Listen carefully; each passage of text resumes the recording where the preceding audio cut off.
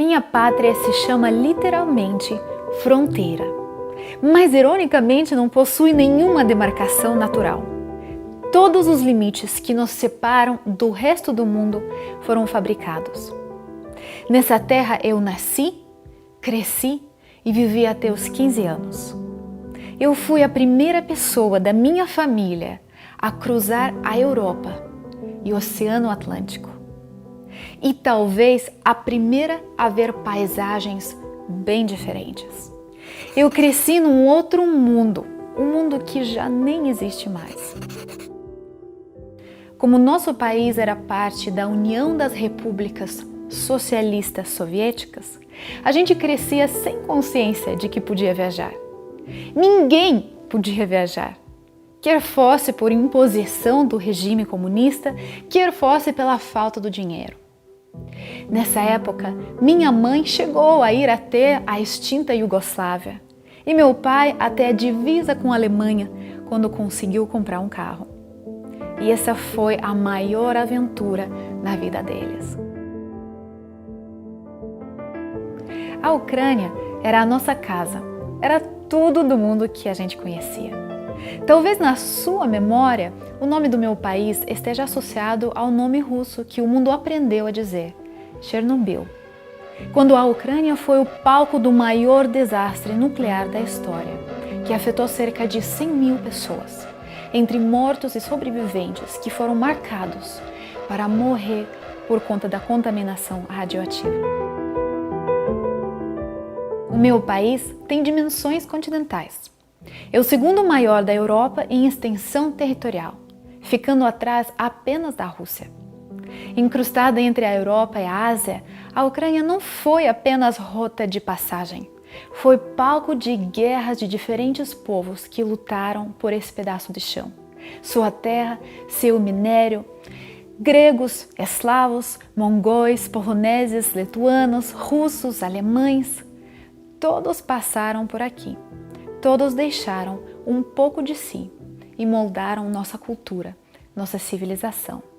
Abençoada com largas faixas de Chernozem, a fértil Terra Negra, a Ucrânia era o celeiro que abastecia os gélidos e inférteis países da União Soviética, com frutas, vegetais, grãos e cereais.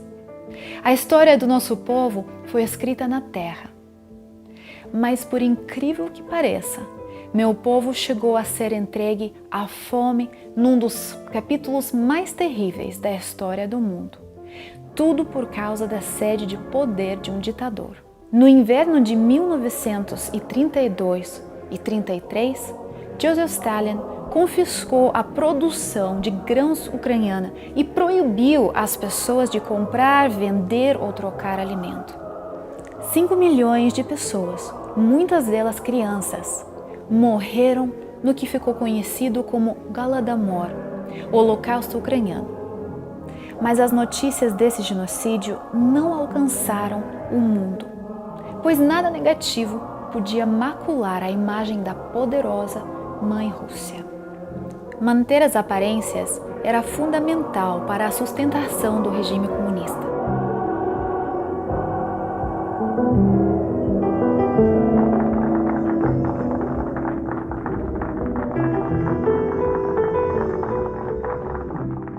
É bem verdade que eu já nasci num tempo em que o comunismo soviético dava seus últimos suspiros.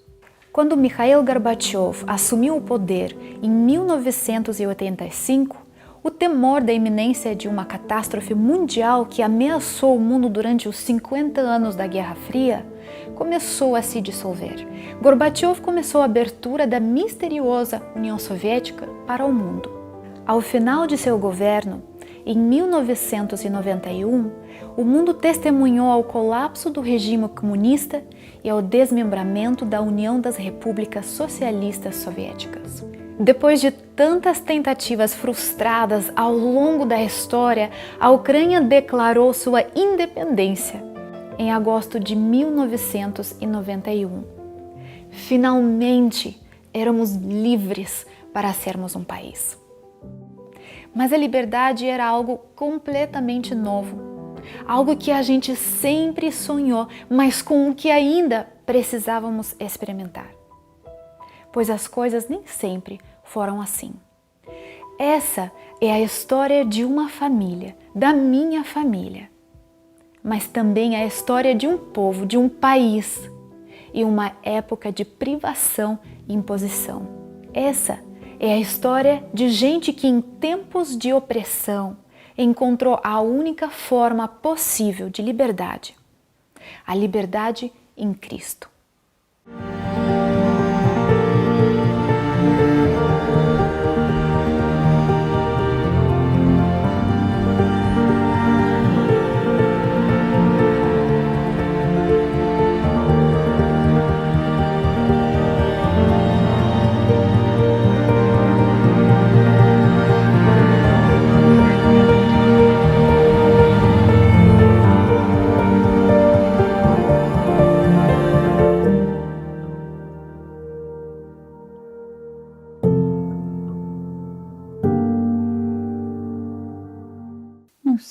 Meu nome é Saimolenko Nadia Dmitrievna.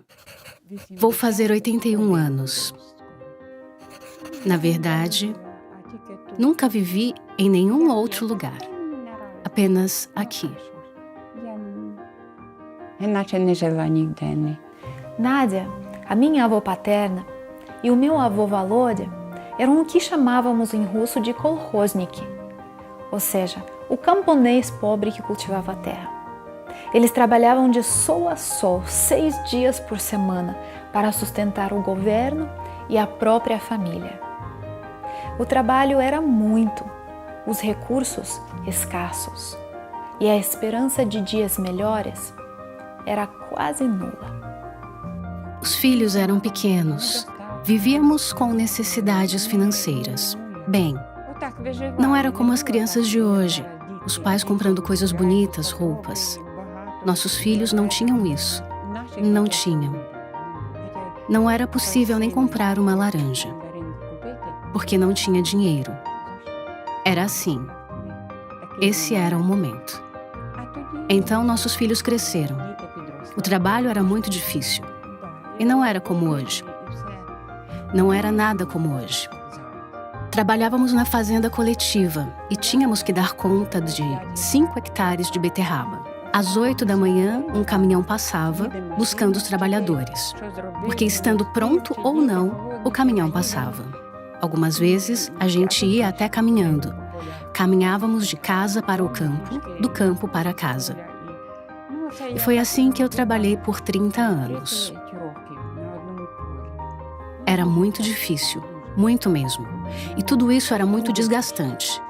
Naquela época, a gente tinha uma hortinha para plantar e 3 filhos. O trigo era a nossa forma de pagamento. E na fazenda coletiva, eles não nos davam nada além do básico. Apenas o suficiente para sobreviver. Não passamos fome, mas também não sobrava nada. O regime comunista tinha como base a implementação da coletivização agrícola, ou seja, na teoria, ninguém deveria possuir terras, principalmente grandes porções de terra, para que não houvesse uma desigualdade na distribuição de renda. Para tanto, o governo tomou as terras dos ricos e colocou gente pobre para trabalhá-las sob a premissa da distribuição dos produtos agrícolas. Mas na prática, isso era uma estratégia de controle político-econômico. A realidade era severa para pessoas como os meus avós, que tudo o que sabiam da vida era o trabalho. Para eles não havia outra opção, senão esta de serem funcionários das fazendas coletivas do governo. Eles eram vassalos do regime. Com pouco tempo, dinheiro ou energia para investir em qualquer outra coisa, a ideia era que a família e o próprio indivíduo se dissolvessem numa sociedade de gente sem identidade própria, sem laços pessoais e cujos vínculos eram apenas os da camaradagem comunista. Mas meus avós tinham um ao outro. Durante o dia, trabalhávamos na fazenda coletiva. À noite, cuidávamos dos filhos e fazíamos os preparativos para o inverno. Agora que somos mais velhos, trabalhamos durante o dia e à noite voltamos para casa, juntos, sempre juntos. Quando eu tinha 5 ou 6 anos, meu pai chegava cansado do trabalho. De manhã, ele trabalhava nas plantações e só voltava de tarde. E quando ele voltava, ainda tinha os animais e o nosso próprio quintal para cuidar. Eu e os meus irmãos ajudávamos o quanto podíamos. Crianças em idade escolar tinham que trabalhar no campo também. Normalmente colhendo maçãs e outras frutas, nos pomares que ficavam na cidade. E no sábado, nossas crianças fugiam para não trabalhar. E às vezes, elas eram capturadas.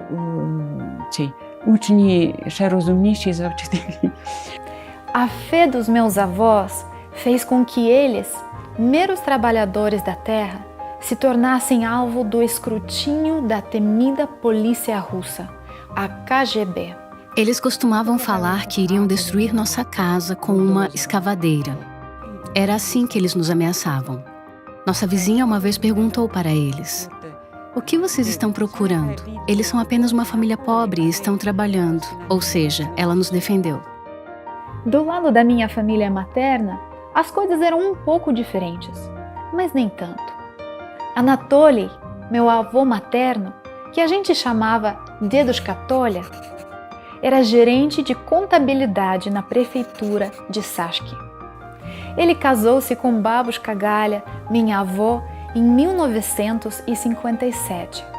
Tendo diploma de contador, meu avô poderia dar melhores condições à sua família. Contudo, havia um detalhe que se tornava um grande impedimento à sua participação no Partido Comunista. Meu avô era cristão. E como cristão, sua bandeira era a cruz de Cristo e não o martelo e a foice. Porém, a submissão à fé cristã, num regime que oprimia, perseguia e executava cristãos, custou-lhe o emprego e quase a própria vida. Meu avô se tornou cristão ainda muito jovem. Como a religião era banida dos países da antiga União Soviética, não havia um seminário para preparar os pastores e líderes da igreja. A Bíblia e a literatura adventista eram professores de jovens que arriscavam a vida e a vida da família para cuidar voluntária e gratuitamente dos filhos de Deus. Dedushka Tolia foi convidado a ser um pastor leigo e foi enviado para outro lado do país, para uma cidade chamada Novomessk. Meus avós eram recém-casados e precisavam de uma casa na nova cidade.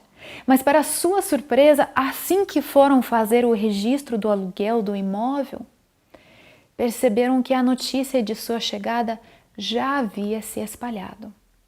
Ele estava junto com a mulher do imóvel para fazer o contrato de aluguel. Ele estava na fila esperando. E ele percebeu a atendente olhando para ele e para uma foto, repetidamente. Ela estava reconhecendo ele. Aparentemente, ela já tinha alguns documentos fornecidos pela KGB, indicando que ele era da cidade de Vinnytsia política. Ele entregou o passaporte para a atendente e ela se recusou a registrá-lo. Ele perguntou o motivo e ela falou que ele era uma pessoa indesejada e a cidade não precisava de pessoa assim, pois lá já existia crente demais. A dona do imóvel defendeu Anatoly, falando que ele não iria trazer nenhum problema. E a atendente discutiu com a dona do imóvel, falando que ela não conhecia realmente aquele homem e nem o perigo que ele trazia. Ela o acusou de ser contra a União Soviética. Contou que ele não era nem comunista e nem do partido político. E era por todas essas razões que ela não iria registrar ele.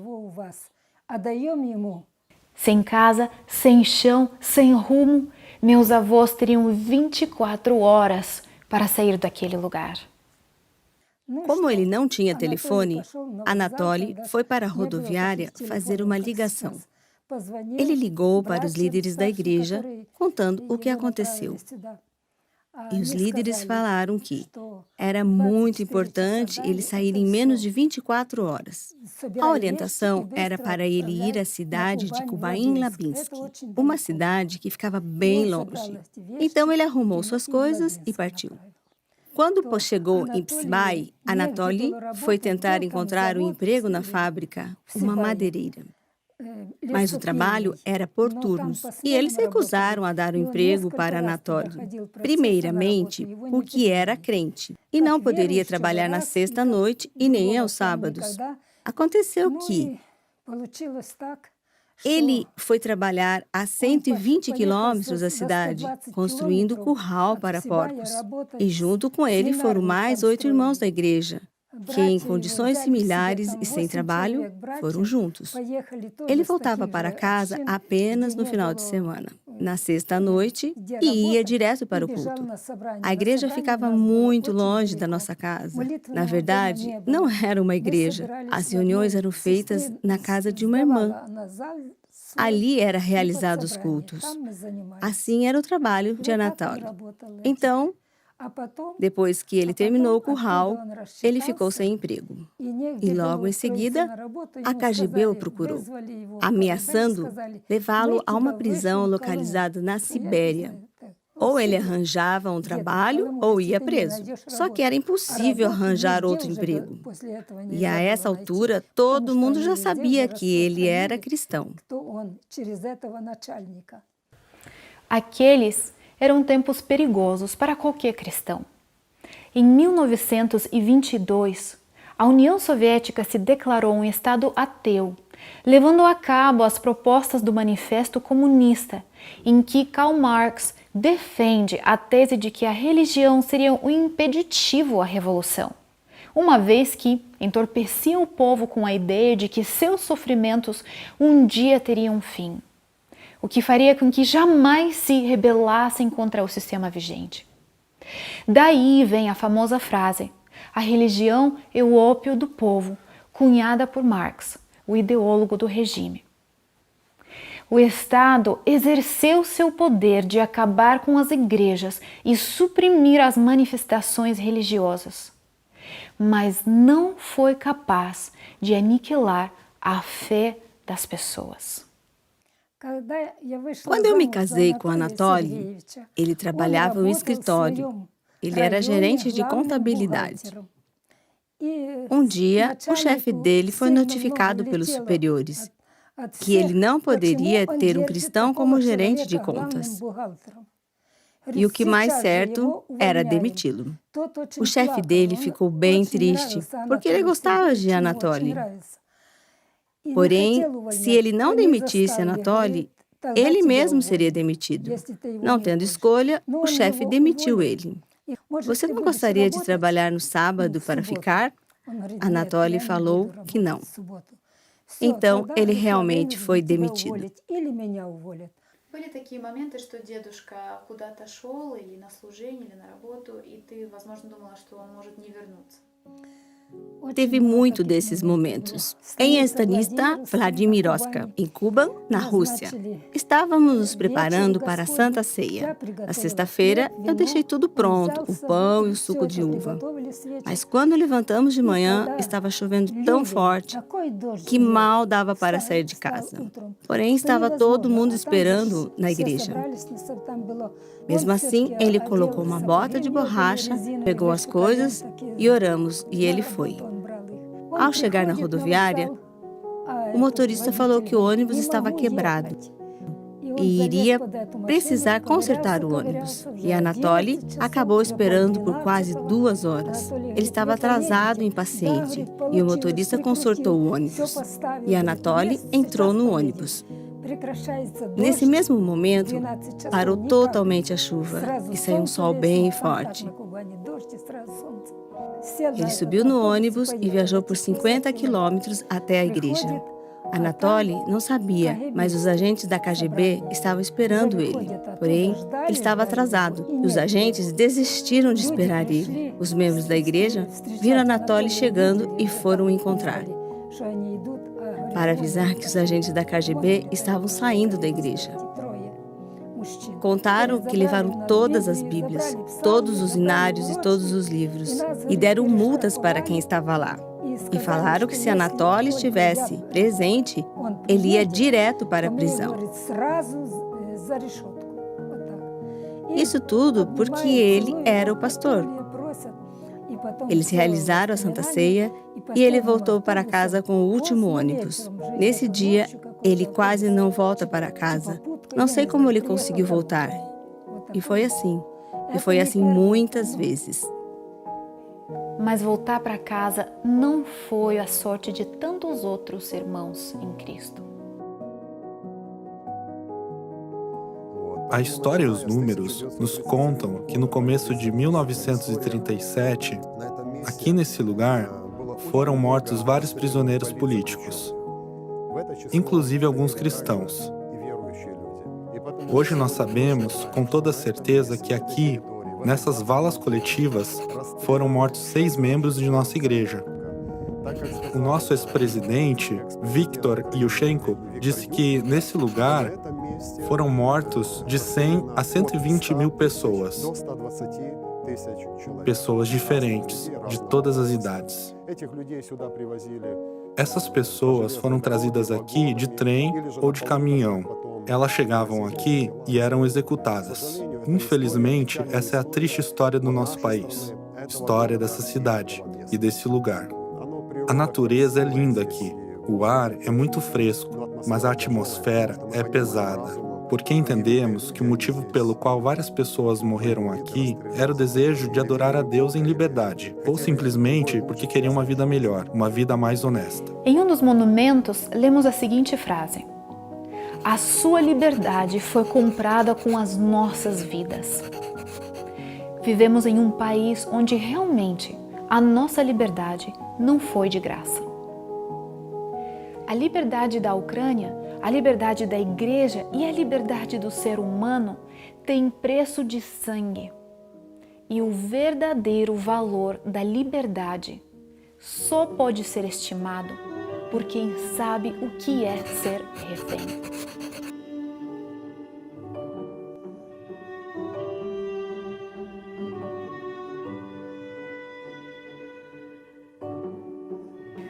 Olhando para o adventismo atual na Ucrânia, de uma igreja que tem o direito de abrir as portas de seus 812 templos a cada sábado para que seus mais de 47 mil membros possam adorar a Deus em liberdade, de uma igreja que possui uma casa publicadora que abastece o país com literatura adventista em nosso próprio idioma, e ainda conta com um canal de televisão que propaga a mensagem para todo o território nacional?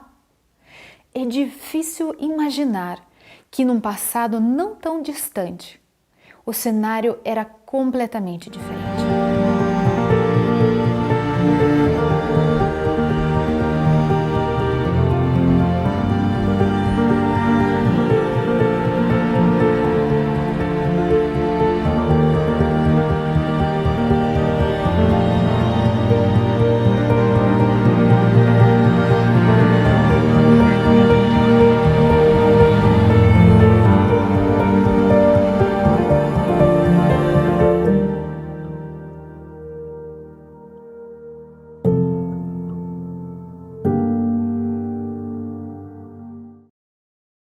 A Igreja Adventista na Ucrânia tem raízes alemãs, mas sua história começou séculos antes. No final do século XVIII, a imperatriz Catarina a Grande abriu as portas do Império Russo para a imigração. Milhares de alemães iniciaram seus assentamentos às margens dos rios Volga e Dnieper, na época partes do Império e hoje territórios ucranianos. Os alemães trouxeram para seu novo país sua cultura, língua e religião e mantinham suas próprias colônias em território russo.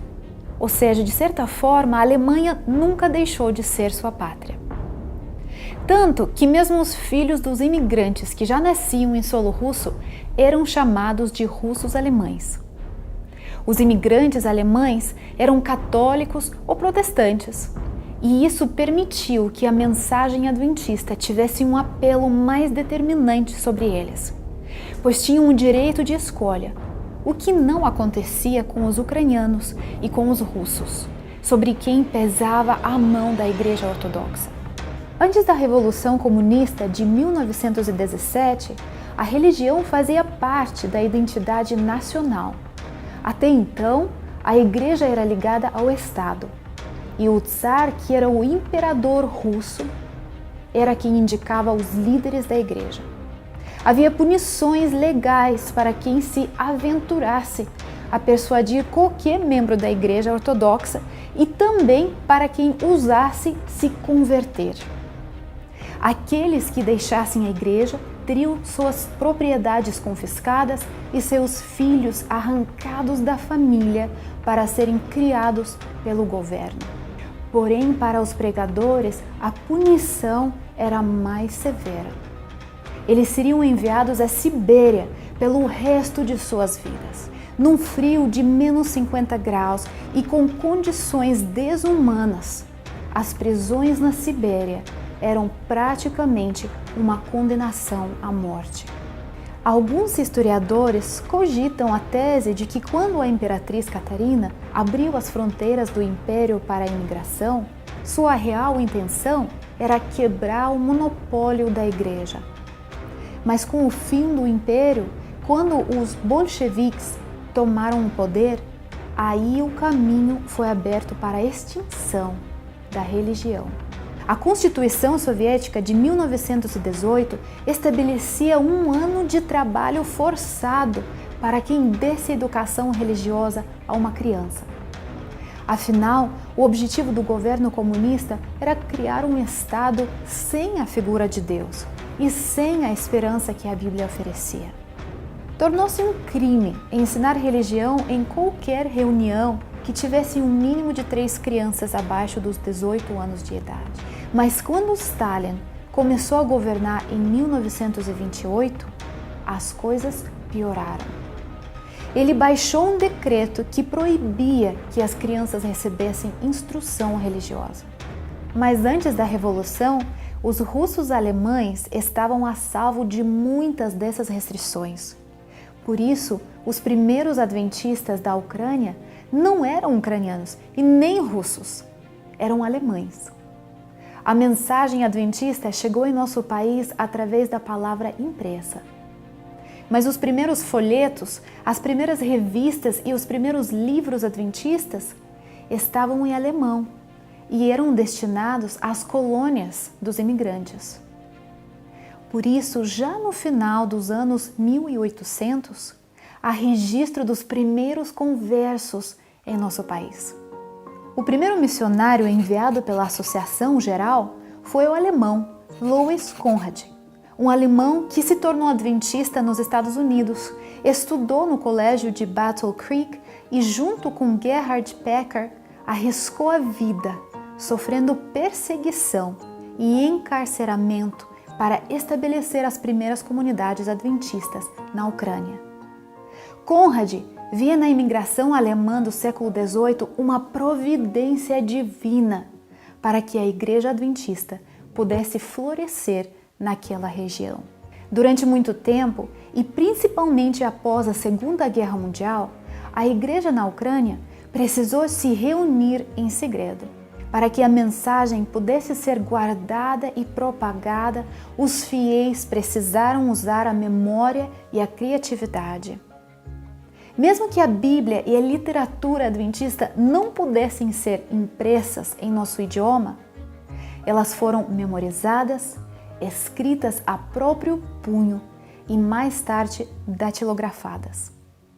Até a queda da União Soviética, a vida dos adventistas foi de muita luta, humilhação e sofrimento, mas ao mesmo tempo de uma paz que nenhum poder humano poderia eliminar. Já que nós não trabalhávamos no sábado, nós tínhamos que compensar de alguma forma, ou seja, tinham normas. Se me davam 10 hectares para plantar, eu tinha que fazer de alguma forma. Então, se eu não trabalhasse no sábado, eu tinha que compensar esse trabalho durante a colheita de outono. Como existiam várias pessoas que trabalhavam no final de semana, meu esposo e meu filho levantavam cedinho aos domingos para trabalhar, para conseguir dar conta do trabalho não realizado no sábado. E então eles voltavam para casa. Assim era a nossa vida. O trabalho para observar o sábado era custoso. Meus avós precisavam compensar o dia que faltavam na fazenda do governo, mas também deixavam de receber o pouco dinheiro ganho pelo dia não trabalhado. Em outras palavras, eles literalmente pagavam por sua fidelidade a Deus. Mas sua principal preocupação não era o custo financeiro, mas a ameaça à família. A nossa preocupação era com nossos filhos. As crianças sempre corriam quando as autoridades chegavam na igreja. Era só as autoridades chegar que as crianças fugiam imediatamente. Aqui na nossa vila, as autoridades não levavam crianças embora, mas em outros lugares, as autoridades levavam as crianças para um orfanato. O seu avô trabalhava como relojoeiro. Ele consertava relógios e tinha muitos anos de experiência. Ele trabalhou por cerca de 35 anos como relojoeiro. Mais tarde, ele chegou a ter outros empregos. Ele foi uma pessoa muito amada nesse trabalho. O chefe dele era judeu, então ele tinha o sábado livre e não tinha consequências no trabalho dele. Ele sempre foi muito competente e era muito respeitado por isso. Mas, infelizmente, não poderia crescer profissionalmente. Várias pessoas cresciam, viravam gerentes, abriam empresas, subiam de cargos. Mas o Dedushka permanecia um simples relojoeiro. Pelo fato dele ser cristão, ele não podia entrar em um partido nem ser comunista. E para ser gerente, precisava ser um comunista. E ele não era nada disso. Fora isso, já nos anos 90, não havia mais uma perseguição muito forte. Meu pai trabalhava muito, chegava do trabalho, comia alguma coisa bem rapidinho e, junto com a minha mãe, ia fazer visitas missionárias. E mesmo sendo difícil, a igreja crescia muito naquela época. Tinha vistorias e inspeções e as crianças eram tiradas das igrejas pelas autoridades. No dia de ação de graças, a igreja estava decorada bem bonita e as crianças estavam participando também. E elas estavam com suas fantasias. De repente, vimos que a polícia estava chegando. Os adultos rapidamente pegaram as crianças e as esconderam em uma salinha pequena e bem escura. E nós ficamos lá, quietinhos. A polícia então entrou na igreja, preencheu os relatórios e foram embora. E nós saímos do quarto escuro, continuamos o culto. Como crianças, nós sabíamos que precisávamos nos esconder, fugir e nos proteger, porque se descobrissem que nós estávamos na igreja, nossos pais perderiam a custódia de seus filhos e poderiam ficar até 10 anos presos. Assim que era na nossa época. Não era nada fácil.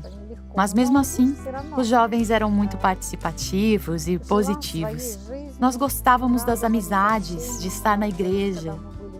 Nós aprendíamos a tocar instrumentos, participar dos cultos, sempre de olho na janela, para ver se tinha alguém vindo, alguém chegando, porque era crime uma criança ser encontrada na igreja. Mas a perseguição religiosa não se restringia aos cultos. Na escola, os filhos dos cristãos também eram alvos de punição.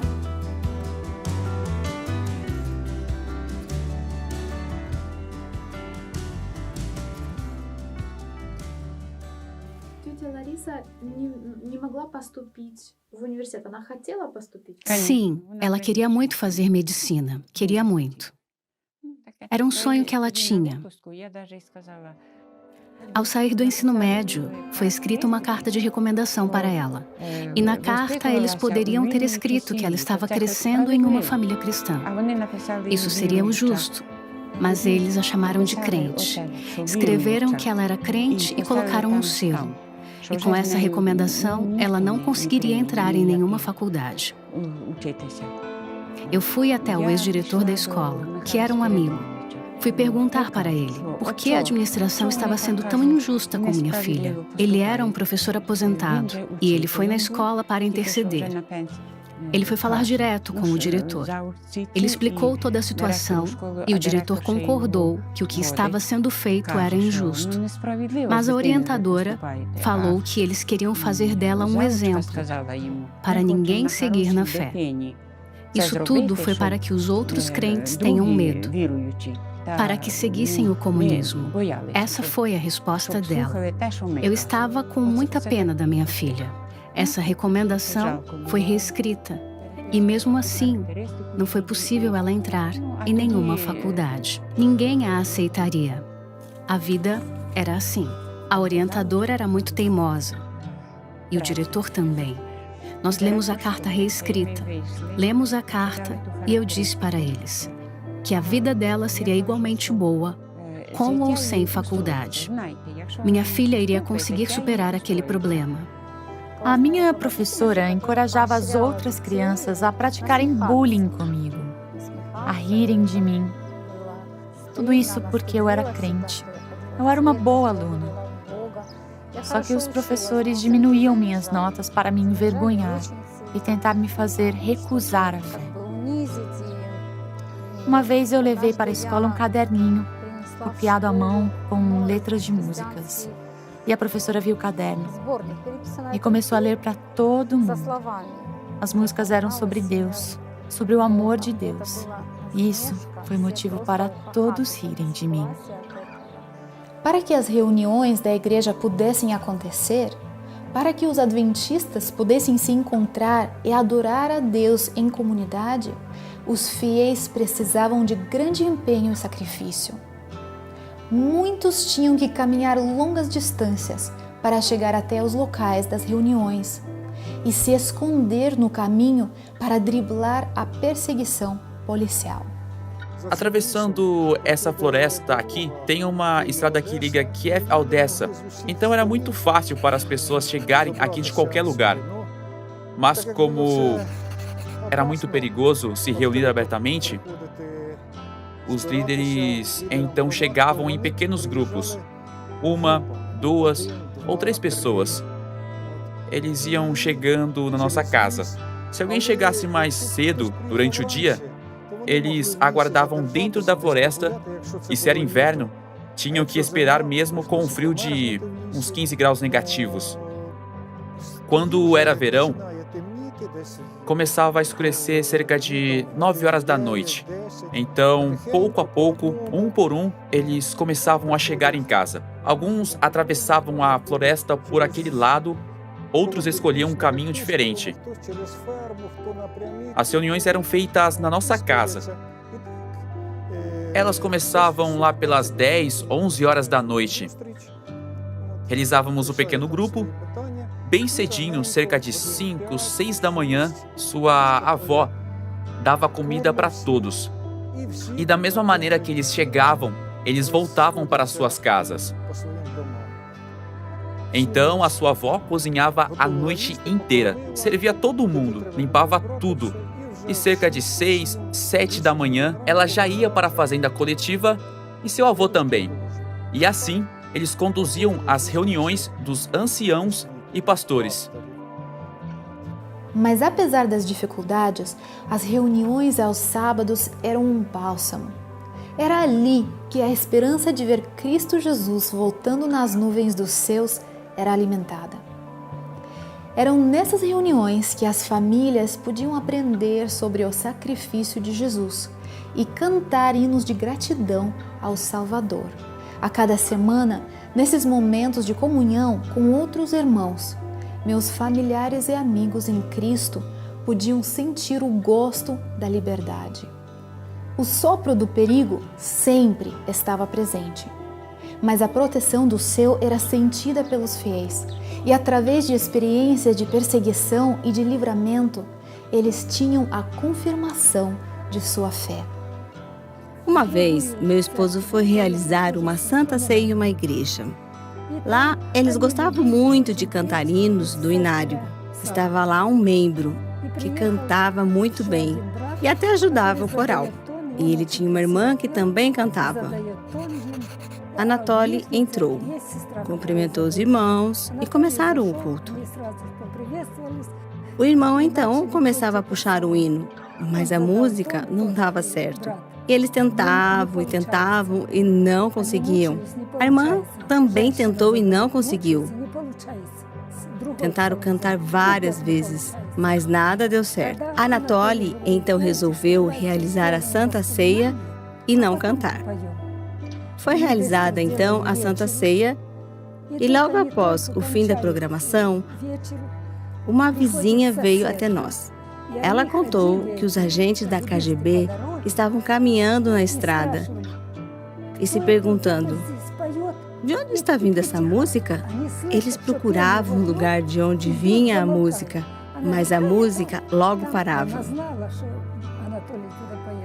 A vizinha contou que os guardas ficaram cerca de 1 hora procurando o lugar. Foram de casa em casa tentando escutar. Eles até perguntaram para a vizinha se ela sabia de onde o som vinha. E ela contou que um dos vizinhos comprou um rádio que estava quebrado, que ficava ligando e desligando. E os agentes acreditaram e foram embora. Enquanto os adventistas se reuniam em segredo, havia o risco de serem capturados pela polícia. Porém, o perigo era muito maior quando as pessoas precisavam fazer a demonstração pública de sua fé através do batismo. Como não havia igrejas com tanques batismais, os batismos eram feitos ao ar livre, em lagos, tanto em dias de sol como em dias de neve.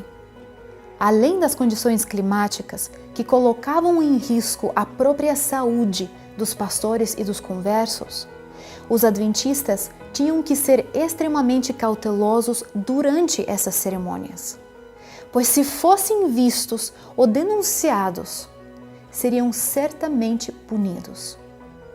Mas isso não os intimidava. Eles desejavam de todo o coração abraçar a verdade encontrada a qualquer custo. Hoje é uma tarde bonita de verão. Estamos perto de um lago e aqui há 37 anos eu e meu marido fomos batizados. Chegando aqui, bem distante da vila, nós trouxemos um violão e cantamos baixinho. Claro que mais perto da vila isso nunca poderia acontecer. Mesmo assim, cantávamos depois do batismo, pois agora nada nos preocupava mais.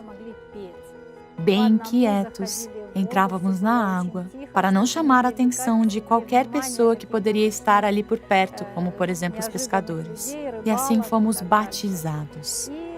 Em algumas regiões da Rússia, quando tinha muitas pessoas querendo se batizarem no inverno e a água estava congelada, eles abriam um buraco no gelo e simplesmente cortavam o gelo. E lá eram batizadas essas pessoas. Apesar da geada, apesar da neve, da água gelada, as pessoas eram batizadas fazendo um compromisso com Deus. Se nós fôssemos descobertos, o pastor poderia ficar até 10 anos preso. Os jovens teriam consequências no trabalho e teriam multas. Alguns de nós tinham menos de 18 anos, o que poderia trazer problemas para os nossos pais. Mas nos anos 90, uns 20 anos depois, neste mesmo lugar, esteve um coral, junto com uma orquestra, cantando e tocando, celebrando o batismo de vários jovens livremente.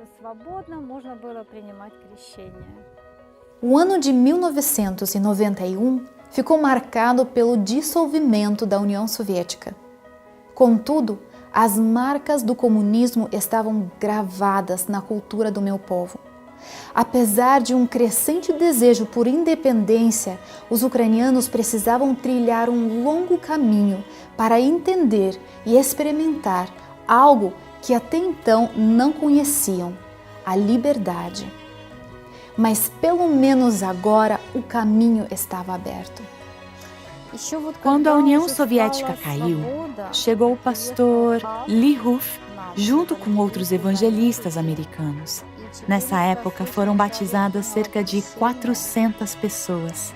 Eles trouxeram um caminhão cheio de Bíblias. Infelizmente, eu não consegui registrar esse momento, porque eu não tinha uma câmera. Mas eu vi o meu pai chorando. E quando ele segurava um pacote enorme de Bíblias, eles estavam descarregando o caminhão e ele estava chorando, falando que sonhava com esse momento por toda a sua vida. E tinha certeza que iria chegar o tempo em que cada um teria sua Bíblia. Ele estava muito emocionado, porque o momento finalmente tinha chegado. Para mim, isso resume o que é a nossa esperança. Falamos que Jesus vai voltar em breve. Acreditamos nisso. E quando Ele voltar, também teremos lágrimas nos olhos, pois será um evento que não esperamos em vão. E eu agradeço muito ao meu pai por essa esperança. Quando Lee Ruff chegou em Lugansk, ele estava pregando e trouxe um caminhão de Bíblias. Eu tinha uma Bíblia bem antiga. Naquela época, era muito difícil comprar uma Bíblia. Quando eu cheguei no lugar onde estavam descarregando o caminhão, eu vi todas aquelas Bíblias, uma em cima da outra. E eu chorei sem parar. Nunca tinha visto tantas Bíblias juntas. E eles me mostravam as Bíblias grandes, com fontes grandes, lindas. E eu chorei por um tempo, sem conseguir sair do lugar, olhando as Bíblias. A palavra que tinha sido escondida, guardada na barra das vestimentas, memorizada e compartilhada de modos tão peculiares, agora poderia livremente ser aberta nas casas das pessoas.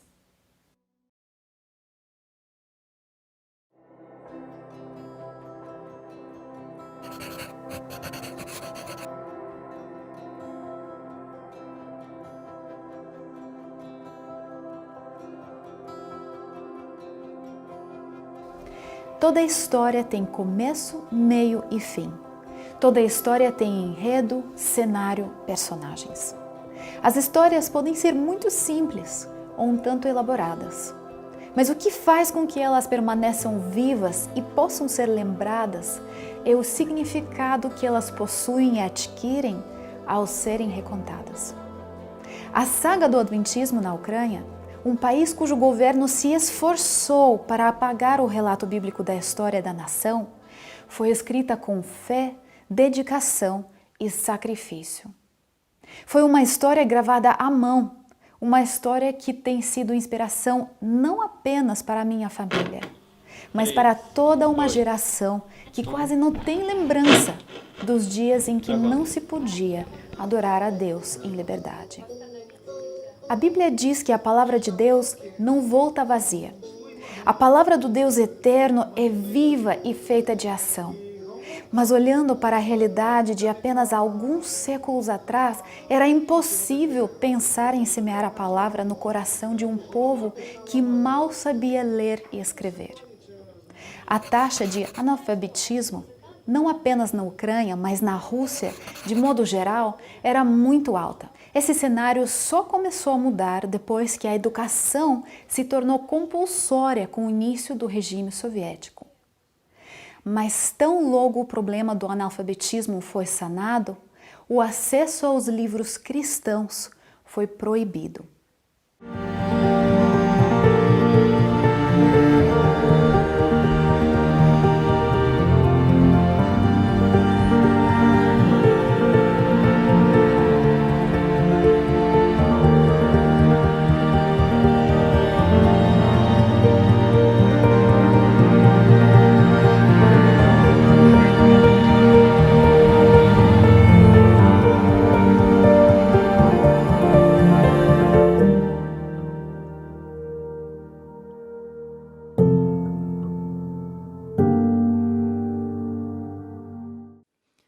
No governo comunista, Era proibido qualquer tipo de manifestação religiosa. De maneira geral, era proibido produzir literatura religiosa.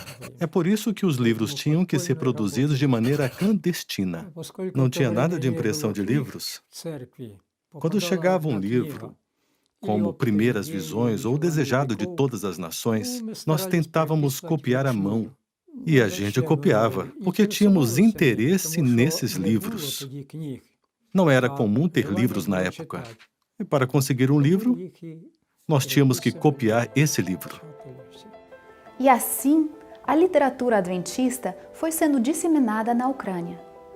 De mão em mão, os registros iam ganhando contornos, caligrafias e significados muito pessoais. E a mensagem ia sendo impressa na minha língua materna e na mente de meus familiares. No silêncio de cada letra transcrita madrugadas adentro, as cópias se transformavam em volumes, que por sua vez eram guardados como tesouros pelas famílias e tidos como instrumentos de grande valor para a edificação dos pequenos grupos de fiéis. Mas não é difícil imaginar que reproduzir os livros não foi uma tarefa simples. Nós copiávamos à mão e tentávamos esconder das autoridades, porque se as autoridades soubessem, certamente perderíamos os livros. Por isso os livros eram guardados em segredo. Cada um copiava o seu. Bem, os livros manuscritos atraíam menos atenção das autoridades. Eles eram mais interessados nos datilografados. Os manuscritos não eram tão importantes para eles. As mesmas mãos que seguravam a enxada e o arado por horas a fio durante o dia se esforçavam para conduzir cuidadosamente o lápis e a caneta antes do raiar do sol. De noite e de dia trabalhávamos e à noite copiávamos até o sol nascer. Meus pais chegavam no finalzinho da tarde e faziam a refeição. E já escurecia. A mãe nos colocava para dormir, mas eu notava que o meu pai sentava na mesa, pegava a caneta e o papel e começava a escrever.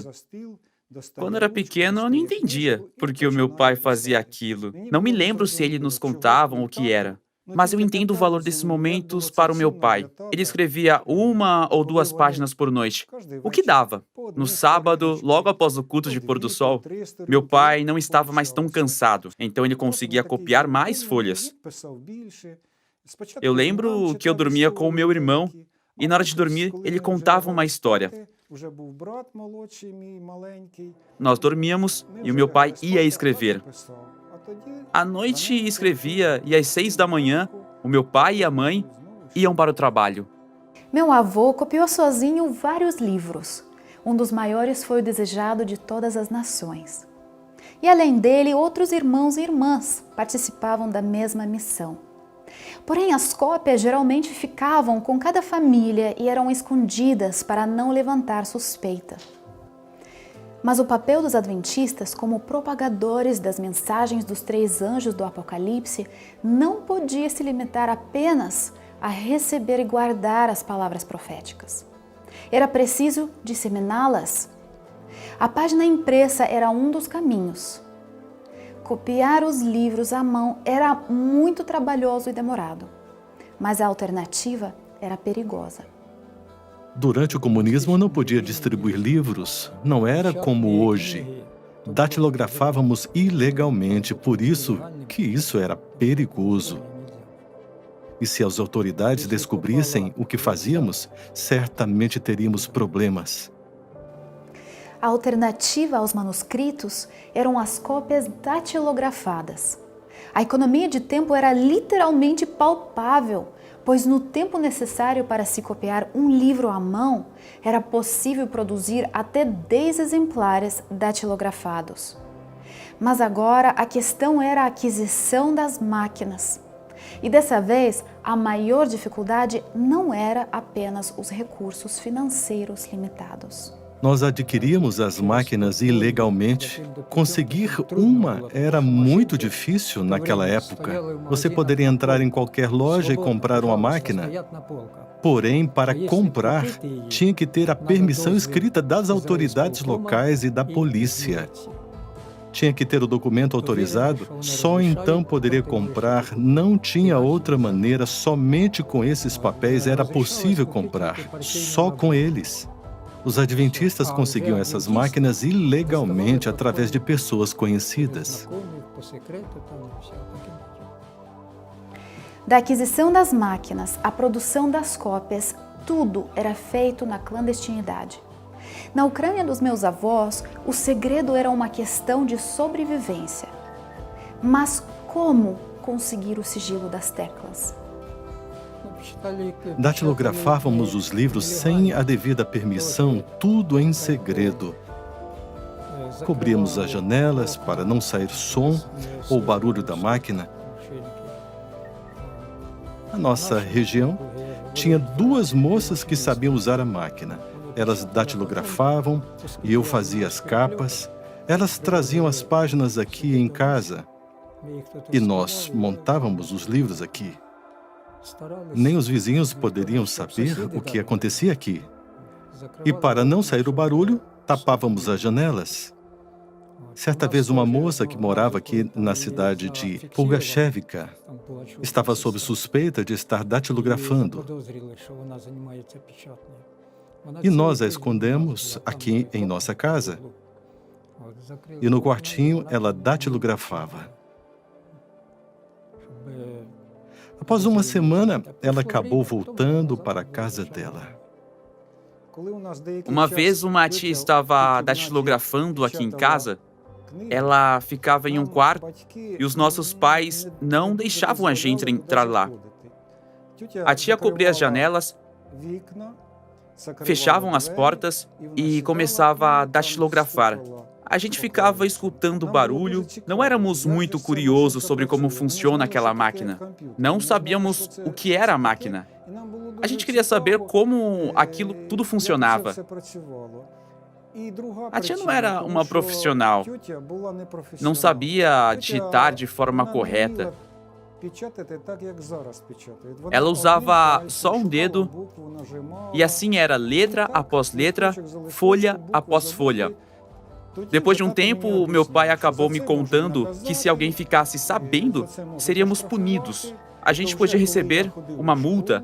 Quando eu era criança, tinha momentos que, quando alguém estava datilografando, eu tinha como responsabilidade ficar vigiando a rua. Eu ficava brincando fora de casa e se alguém estivesse vindo, alguém da prefeitura ou do governo, eu tinha que correr até o meu pai e avisá-lo. Assim era o processo. Eu e minha esposa passávamos a noite organizando as páginas, como essa cópia. Passávamos a noite toda montando o livro. Às vezes, mais de noite, colocávamos cada livro em uma pilha separada. E então eu usava essa prensa para costurar. Colocávamos as páginas assim. Там трошки виглядало. Зажимаю його. Отак зажимав його до відказу, потім хорош. Все. Depois, com essa furadeira, a cada 2 centímetros, a cada 2 centímetros eram feitos buracos. Придавлю лучше. Через 2-3 сантиметра, щоб руки не вдарив. Да. Ти в руку вдариш. Набік вставай.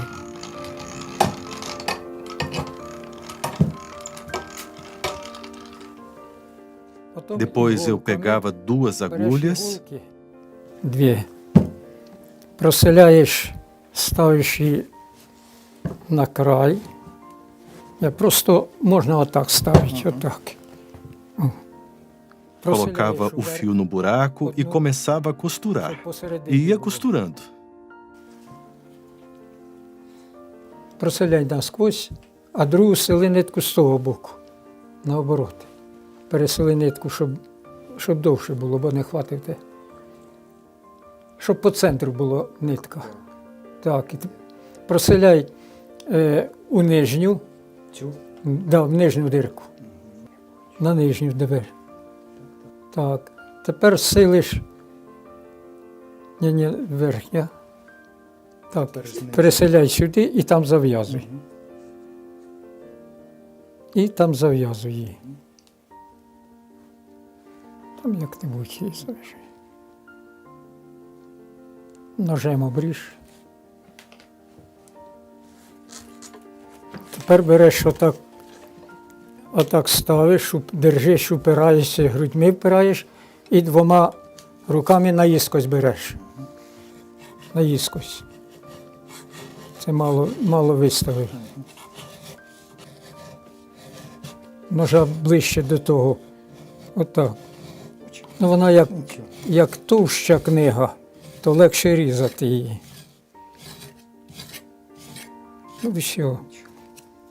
Тепер розкручуєш її і переставляєш набік.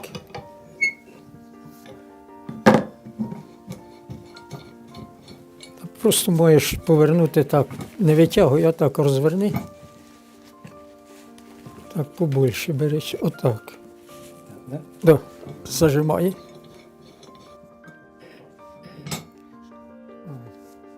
Depois pegava a capa de papel,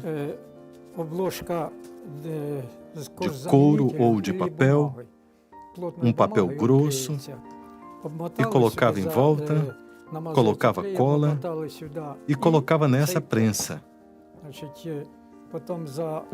Então colocava nessa prensa. Fechava o livro e assim que estivesse seco o livro, saía um livro assim.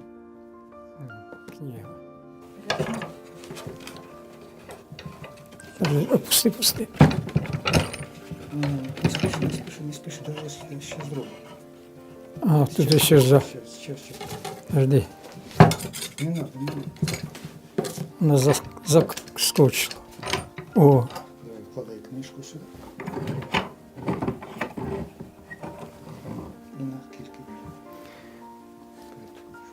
Umas 3 horas depois, que o livro estava na prensa, enquanto estava secando, saía e ficava um livro assim. Meu avô me contou que um livro de mais de 800 páginas, como O Desejado de Todas as Nações, levava 2 semanas para ser datilografado, trabalhando dia e noite com pequenas pausas para as refeições e um breve descanso.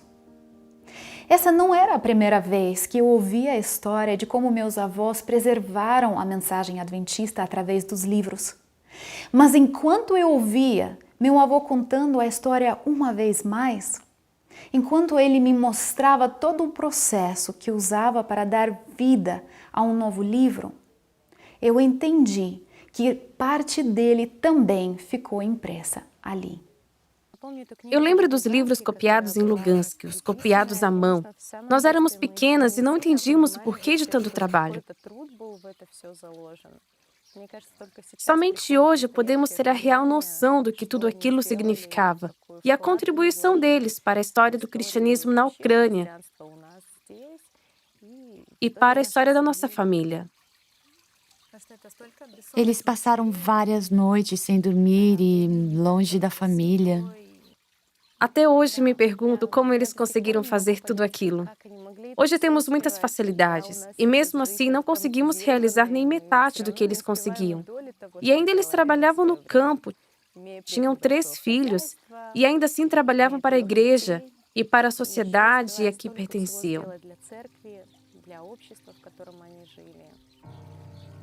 Manter a chama da verdade acesa através dos livros trazia propósito, sentido e esperança para a vida deles. Esse era o jeito através do qual famílias de camponeses podiam espalhar a semente do Evangelho. Esse era o milagre no qual pessoas simples podiam produzir livros. A gente aprendia sozinho. Tínhamos muitos erros. Muitos erros. As pessoas eram simples, mas aprendiam sozinhas e pouco a pouco datilografavam. Uma vez concluídas as cópias, o desafio era distribuí-las. Pois caso os livros fossem descobertos, seriam certamente destruídos, e quem estivesse com eles teria sérios problemas com o governo. Mas o Deus cuja palavra não volta vazia se encarrega de que ela sempre chegue ao destino que ele determina. Anatoly Tibursky, nosso vizinho, foi para Tchaikovsky buscar alguns livros que o nosso pastor havia enviado para mim. Era para eu encapar esses livros. Eram 2 malas cheias de livros. Voltando, o trem parou em Vatutino. Nosso vizinho aproveitou a parada do trem para visitar seu cunhado. Ele pensou que o trem ficaria ali por 5 minutos. Mas o trem estava atrasado e ficou apenas 1 minuto lá e foi embora. Quando ele voltou, o trem não estava mais lá. Rapidamente ele voltou para a casa do seu cunhado, que era o policial responsável na cidade. O policial ligou para a próxima estação, falando que em tal vagão tinha 2 malas para serem tiradas do trem e que logo o responsável iria pegar essas malas. O atendente daquela estação entrou no trem e pegou as malas e deixou as malas na estação. Quando o nosso vizinho chegou, pois ele já sabia pegar as malas, ele se apresentou para o atendente e disse que as malas eram dele. Naquele tempo todo, ninguém olhou as malas. Se eles fossem olhar, todos os envolvidos seriam punidos. Todos nós. Apesar das dificuldades da propagação da mensagem adventista, a igreja crescia, discreta, mas consistentemente em meu país. E no tempo certo, a oração, o esforço, a criatividade desses fiéis adventistas frutificava. Em cada cidade tinha uns 2 ou 3 adventistas. Então nós tentávamos pregar naquelas cidades, naquelas vilas. Como? Fazendo de conta que era aniversário ou um funeral. Se era aniversário, então levávamos os instrumentos, acordeões, violinos. E assim as pessoas iam chegando. Todo ano, ao menos uma pessoa se batizava. Pelo menos uma. Às vezes tinham 2, 3 pessoas. Se ninguém nos entregasse, tudo ocorreria bem. Mas se alguém contasse para uma autoridade que estávamos fazendo culto, em 2 ou 3 dias a prefeitura entrava em contato e nos faziam perguntas. O que vocês estão fazendo? Estavam em quantas pessoas? E nos davam um documento para assinar. Se não assinássemos, chegava em nossa casa uma multa. A multa era de 15 rubles. Normalmente era esse o valor. E se não pagássemos a multa no dia do pagamento, era descontado do salário. Quanto era o seu salário? O nosso salário era entre 30 e 40 rubles. Metade do salário era multa? Sim. Era assim na nossa época. Porém, as pessoas continuavam a participar na igreja, tinham batismo de noite e à meia-noite, e somente os que eram batizados e os líderes participavam. Onde aconteciam os batismos? Nos lagos, o mais longe possível das vilas. Nos campos existem alguns lagos. Ali batizávamos. Só existe um legado quando existe um testamento. Afinal, ninguém pode confiar a outros algo que não possui. Um legado é um voto de confiança documentado. Mas qual legado uma família poderia deixar para as gerações futuras? Éramos uma família grande. O pai tinha muito trabalho. Muito trabalho. Era muito difícil para ele conseguir lidar com tudo ao mesmo tempo. As reuniões, os batismos e cultos aconteciam tudo à noite. Por isso, em muitas noites, ele não ficava em casa. Não era nada fácil para os nossos pais nos levarem para a igreja, especialmente no inverno, na neve. Nós tínhamos que sair muito cedo para ninguém perceber. Eu amo muito meu pai e falaria isso para qualquer um em qualquer momento. Eu o amo muito. Eu sou muito feliz e agradecida a ele por tudo, por estar na igreja, por ter uma fé. E a minha família é agradecida também. Ele sempre nos ensinou que era preciso estar na igreja, não importando o que acontecesse. Tinha que estar na igreja. Então, por causa do meu pai, a nossa família é unida, tendo como propósito servir a Deus. Eu sou grata a Deus por ter essa história em minha família. Uma história de ensinamentos, uma história de inspiração. Eu sempre lembro dos livros copiados à mão pelo meu avô. E o desejo que ele tinha de estudar a Bíblia, de estudar a palavra de Deus. Esses foram momentos com um valor sem tamanho. Momentos com Deus e com os livros. A lição que eu levo dessa história é a de como a vida deles ajudou no crescimento da igreja. Mesmo trabalhando muito, sendo a vida muito difícil, mesmo assim, eles estavam sempre na igreja. Na sexta, sábado, domingo, minha mãe regia o coral, meu pai ajudava como sonoplasta. Eles participavam de tudo, trabalhando de forma intensa. Em todas as programações. O pai sempre estava no som, a mãe regia o coral e cuidava da música. Eu não consigo lembrar de uma vez sequer que um deles reclamou, falou que não ia para a igreja porque estava cansado e que iria descansar um pouco. Muitas vezes, essas são as nossas desculpas. Chega o sábado e muitas vezes queremos só descansar. Queremos que alguém cuide dos nossos filhos, que alguém cante bonito, que pregue bem. Mas pela vida dos meus pais e avós, eu entendo que devemos fazer parte da igreja. Precisamos continuar o trabalho para os que estão dentro e fora da igreja.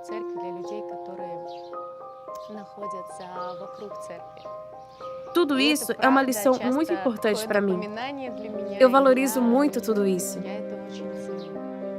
Eles sempre tiveram uma visão simples, sempre viveram de forma simples e eram alegres com a simplicidade.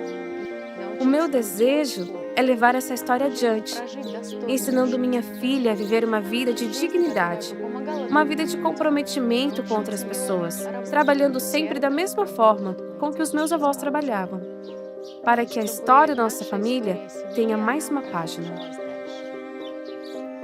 A história da Igreja Adventista na Ucrânia é também história da minha família. E bem, a história da minha família não existiria sem que houvesse a Igreja Adventista. A dedicação de meus avós e de meus pais a essa igreja e também a causa de Cristo era a dedicação deles à família. Pois se não permanecessem na igreja, os seus filhos e netos seriam tão somente propriedade soviética.